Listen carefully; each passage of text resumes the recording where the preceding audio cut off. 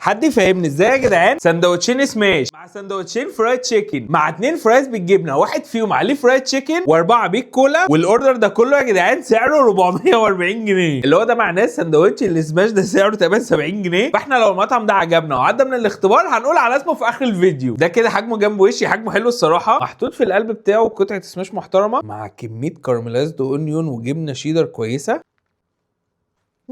بص، هو العيش جامد، القطعيه بتاعت اللحمه حلوه قوي، بس الكارملايزد اونيون وصوص الجبنه اللي في قلب الساندوتش ده بجد خطوره. احنا ايه، هنخش على الفرايد تشيكن على طول. خلينا نبدا اول حاجه بالاوريجينال. ماشي يا بوسو، ده اول حاجه هتبصوا عليها اول ما تفتحوا الساندوتش.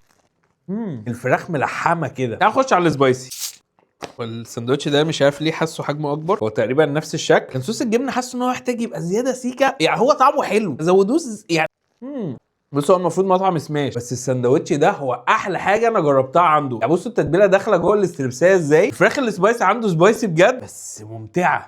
تعال نخش بقى على البطاطس، ودي غالبا هيكون فيها لعب، يعني الاسعار دي غير منطقيه الصراحه. يعني هو اصلا مطعم فاتح في قلب محطه الرمل، انا كنت مجربه من اسبوع تقريبا، انا شكيت فيه فقلت نجربه في البيت على رواق، بس لا يعني مش طبيعي. دي كده علبه البطاطس اللي بالجبنه، صوص الجبنه حلوه قوي. اخش على الفراخ، ايه كميه الفراخ اللي على البطاطس دي.